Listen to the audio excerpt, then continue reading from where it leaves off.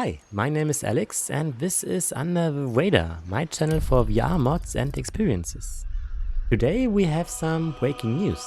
Luke Ross has updated his Real VR mod to version 27. This update removes Cyberpunk 2077 but adds Baldurs Gate 3 to its compatible game list. More on Cyberpunk later. So I took my lazy Sunday and played for about an hour and a half with Larian's massive CRPG. A crash must be near. I must interrogate this Zoru. Our very lives depend on it. I will be at your camp. Do not keep me waiting.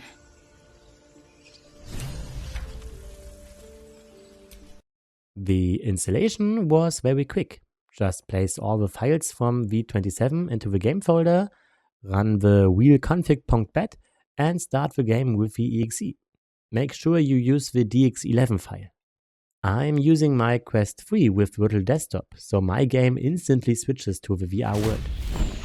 Since Luke Ross's mods always change the game window to the Quest 3 resolution, the mouse can't be used here because you can't move it outside your monitor boundaries. So a game controller is mandatory for playing. In the beginning I tried multiple options, but in the end I had the best time with the mono version of the mod. The RER settings make the 3D more effective and gives VR more dimension, but I don't like the artifacts you always see surrounding a player. If you ever played another game with Luke Ross mod, you probably know what it looks like. It's the same technique here. With mono, you lose some of the 3D effect, but after playing for a while I couldn't tell which version I picked besides the FPS difference. The gameplay you see here in the recording is at a constant 45 frames per second, since I'm using Virtual Desktop's synchronous space warp, which boosts the frames in the headset to 90 frames per second at all times. On my first startup, the resolution was at 28 pixels per degree, which I bumped up to 35 via the in-game and in-mod setting page. Higher resolution means a clearer image, but also comes with worse performance. However, my RTX 4090 was able to handle everything quite well. At the start of the game, I probably spent way too much time in the character editor.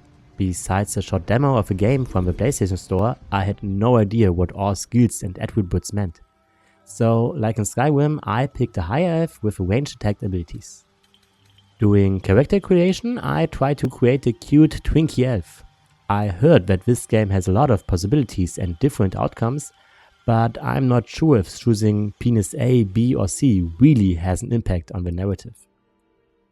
After creating my Radar hero and my guardian, a cinematic cutscene starts, which plays out just like a movie right in front of you.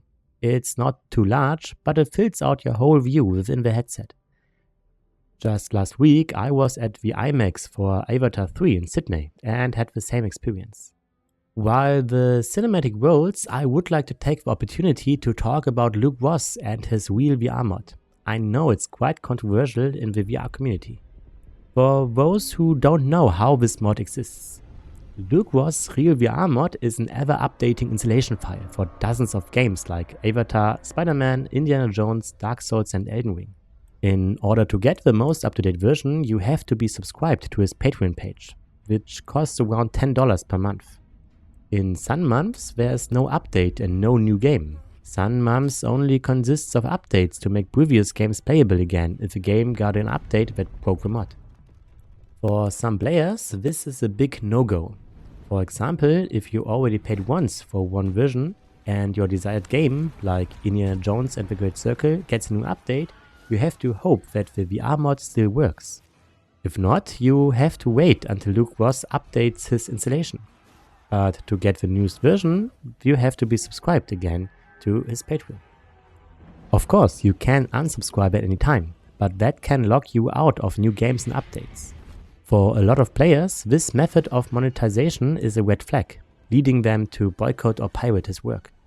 Just one day before Luke Ross released version 27, he had to make a statement that the creators of Cyberpunk 2077, CD Projekt Red, contacted him to request the removal of the Cyberpunk's VR capability. Why? Because of the way he distributes the mod, behind the Patreon subscription.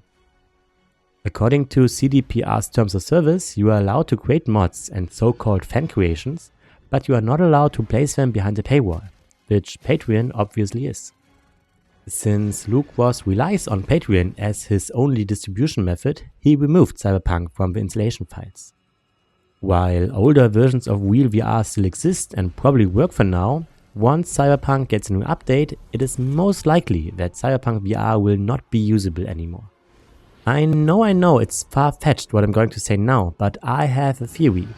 I think that as soon as Cyberpunk gets a new update, like 2.32, the VR mod won't work anymore.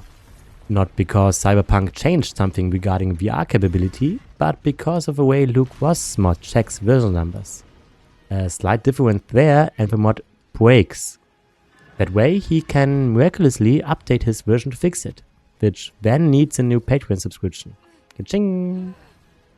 I have been subscribed to his Patreon on and off to see version updates with game fixes, especially for newer popular games he was able to fix some weeks later. But this is just speculation. In the VR community, the posts and comments on this are mostly negative towards Luke Ross, who blames CDPR for suing him. Also, some posts complain that his mods are always just camera injection. With the uprising of UEVR, we see that having first-person mods and interaction is possible with games not made for VR.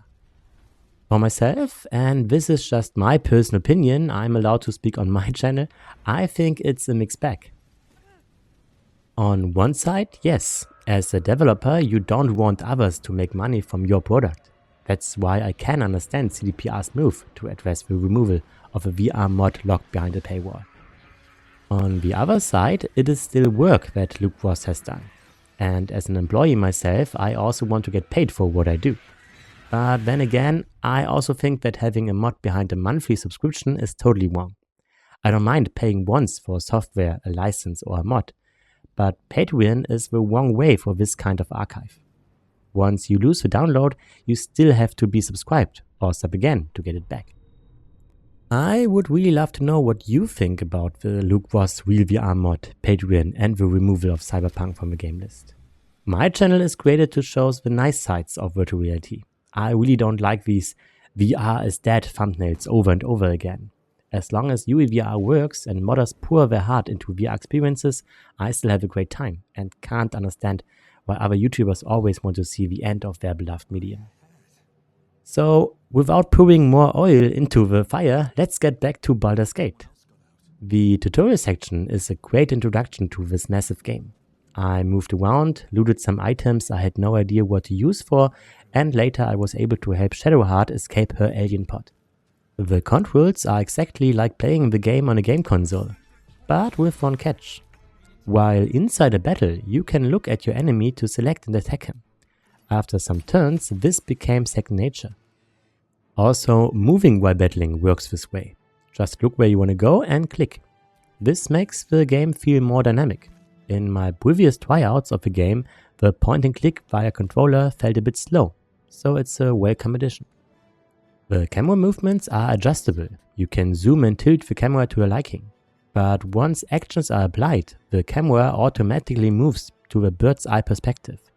It is unavoidable, but I did not get motion sick.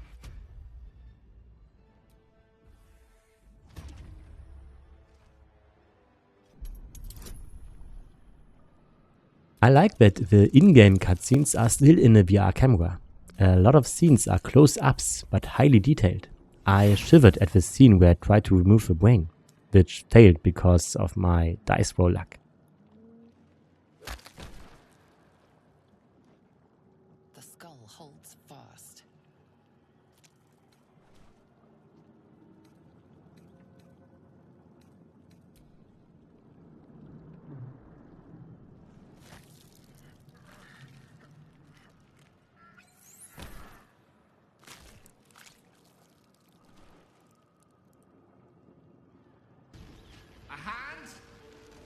I continued my journey after my ship landing to meet up with my fellow companions.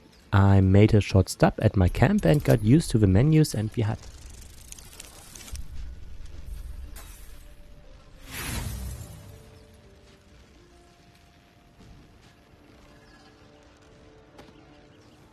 Harder! Come on, put your back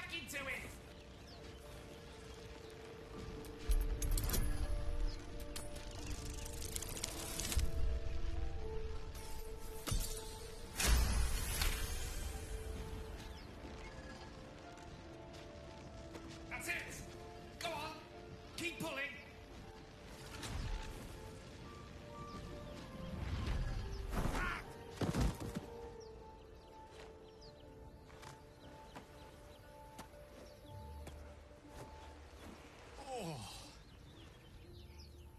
Hello. I'm Gale of Waterdeep. Apologies. I'm usually better at this.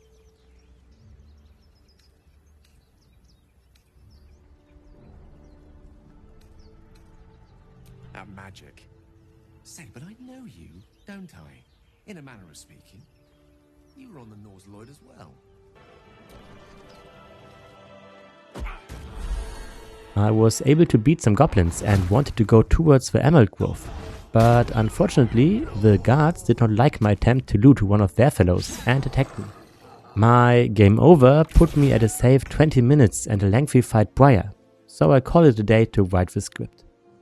I can definitely see myself continuing this game this way in VR. Of course, I can't say that every game mechanic works flawlessly, but the main gameplay loop, like fighting, exploring and talking, works right out of the box. Thanks to Luke Ross for the creation of the mod. Subscribing to my channel will be forever free and helps the algorithm and my motivation.